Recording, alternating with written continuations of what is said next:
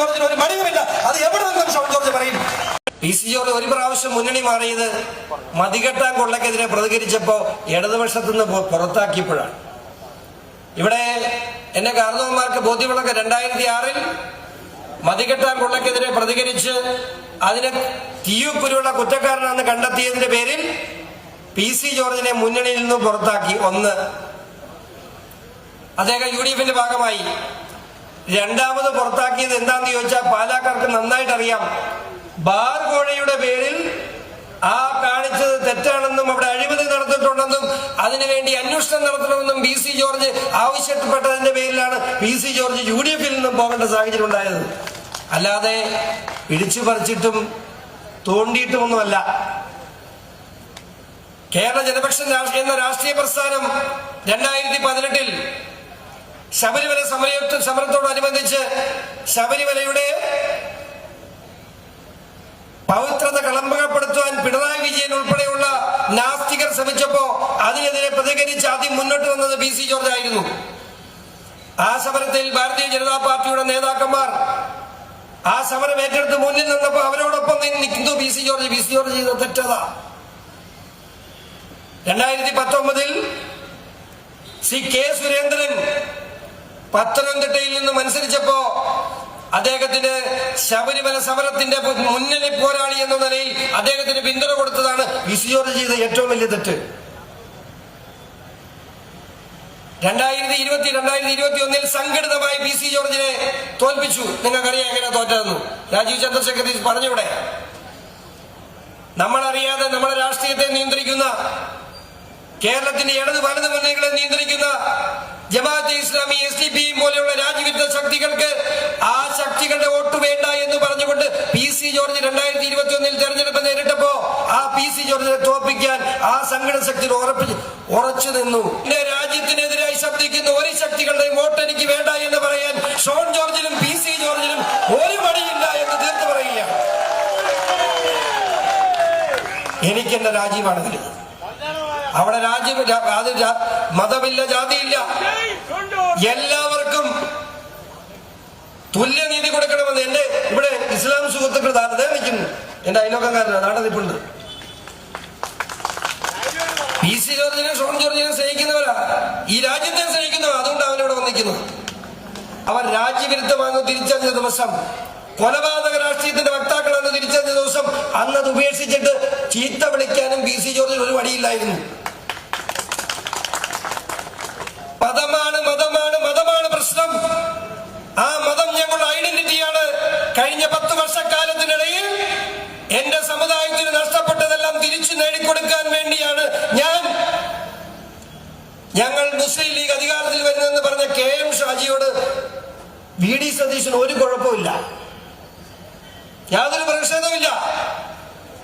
എന്നാൽ സ്വന്തം സമുദായത്തിന്റെ കാര്യം നോക്കാൻ നിയോഗിക്കപ്പെട്ട SNDPയുടെ ജനറൽ സെക്രട്ടറി വെള്ളാപ്പള്ളി നടേശനും സ്വന്തം സമുദായത്തിന്റെ കാര്യം നോക്കാൻ നിയോഗിക്കപ്പെട്ട സുകുമാരൻ നായരും തന്റെ സമുദായങ്ങൾക്ക് നീതി ലഭിക്കുന്നില്ല എന്ന് പറഞ്ഞപ്പോ VD സതീശൻ വർഗീയതക്കെതിരെ മരിച്ചു വീഴുകയാണ്. തന്റെ ഇടപെട്ടോ നിങ്ങൾക്ക് വാതുറന്ന് SDP എന്നൊരു പേരുച്ചരിക്കാൻ? തന്റെ ഇടപെട്ടോ നിങ്ങൾക്ക് ജമാഅത്തെ ഇസ്ലാമി എന്നൊരു പേരുച്ചരിക്കാൻ? ലോട്ടറിയും കള്ളുമല്ലാതെ വരുമാനമില്ലാത്ത കേരള സംസ്ഥാനത്തെ തീറ്റിപ്പോറ്റുന്നത് ഗൾഫ് രാജ്യങ്ങളാണ് അല്ലേ? ആ രാജ്യത്ത് ബോംബ് വീണിട്ടും ആ ബോംബ് വീണ രാജ്യത്ത് ഒന്ന് അപലപിക്കാൻ തയ്യാറാകാതെ ബോംബിട്ട് ഇറാന് പിന്തുണ പ്രഖ്യാപിച്ച നാറിയ രാഷ്ട്രീയക്കാരെ എന്തു നമുക്ക് പറയാൻ കഴിയും? ഗൾഫ് രാജ്യങ്ങൾ മുസ്ലിം രാജ്യങ്ങളാണ്. ആ മുസ്ലിങ്ങളോടുള്ള സ്നേഹമല്ല, ഇവിടെ നടക്കുന്ന പൊളിറ്റിക്കൽ ഇസ്ലാമിനെ, ഈ മത തീവ്രവാദ സംഘടനകളെ പാലൂട്ടി വളർത്തുന്ന നിലപാടിനെതിരെ ഭാരതീയ ജനതാ പാർട്ടിയും ദേശീയ ജനാധിപത്യ സഖ്യമല്ലാതെ മറ്റാർക്കും പ്രതികരിക്കാൻ കഴിയില്ല. അത് ഞങ്ങളുടെ ബോധ്യമാണ്. ഞാൻ ഒരു കാര്യം ചോദിച്ചോട്ടെ, നാണമില്ലാത്ത മുന്നണികളോടാ. നമ്മുടെ സൗമ്യ എന്ന് പറഞ്ഞൊരു പെങ്കൊച്ച് ഈ തൊടുപുഴയ്ക്ക് അപ്പുറത്ത് ഇസ്രായേലിൽ കൊല്ലപ്പെട്ടു. ഒരു മന്ത്രി പുങ്കവൻ ആ കൊച്ചിന്റെ വീട്ടിൽ ഈ നിമിഷം വരെ എത്തിയിട്ടില്ല. ഞാൻ കഴിഞ്ഞ ദിവസം കണ്ണൂർ ഇരിട്ടിയിൽ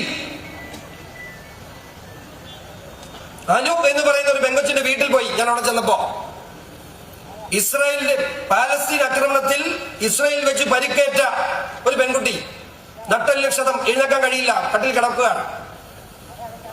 ആ കുട്ടിക്ക് എല്ലാ മാസവും കൃത്യമായി ചികിത്സയ്ക്കുള്ള മുഴുവൻ പണവും കൂടാതെ 1 ലക്ഷം രൂപയും ഇസ്രായേൽ സർക്കാർ എത്തിച്ചു കൊടുക്കുന്നുണ്ട്. അതുകൊണ്ട് ജീവിക്കുന്നു.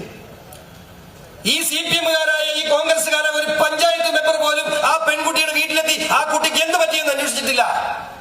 കേരളത്തിന്റെ രാഷ്ട്രീയമാണ്. ഇത് എങ്ങോട്ടാ പോകുന്നത്? പ്രാദേശിക വികസന കാര്യങ്ങളൊന്നും മാറ്റിവെച്ചേ, അത് കഴിഞ്ഞ് നമുക്ക് പറയാം. എവിടെ ചെന്ന് നിൽക്കുന്നു നമ്മുടെ രാഷ്ട്രീയം? ഇന്ത്യ മഹാരാജ്യത്ത് ഏറ്റവും കൂടുതൽ ക്രൈസ്തവ MLA-മാരുള്ള രാഷ്ട്രീയ പാർട്ടിയാണ് BJP. ബോധം വേണം. ഇന്ത്യ മഹാരാജ്യത്ത് 12 വർഷക്കാലമായി നരേന്ദ്രമോദി സർക്കാർ ഭരിക്കുന്നു. ഇവിടെ ആരെയാ പീഡിപ്പിച്ചെന്ന് പറഞ്ഞേ, പറയുന്ന കോൺഗ്രസ്സുകാരെന്ന് പറഞ്ഞേ, ആരെയാ പീഡിപ്പിച്ചേ? 12 വർഷമായി. ഈ രാജ്യത്ത് ആദ്യമായി ഒരു മുസ്ലിം സഹോദരന് അംഗത്വം കൊടുത്തത്, രാജ്യത്തിന്റെ പൗരത്വം കൊടുത്ത ഒരു മുസ്ലിം സഹോദരനാണ് നരേന്ദ്രമോദി സർക്കാർ. പണ്ടുരുത്തി സെന്റ് സ്കൂളിലെ ഹിജാബ് പ്രശ്നം നിങ്ങൾ ഓർക്കുന്നുണ്ടാവും. ആ ഹിജാബ് വിഷയത്തിൽ അവിടേക്ക് എന്നെ പറഞ്ഞു വിട്ടത് എന്റെ രാഷ്ട്രീയ പാർട്ടിയെ BJP-യാണ്.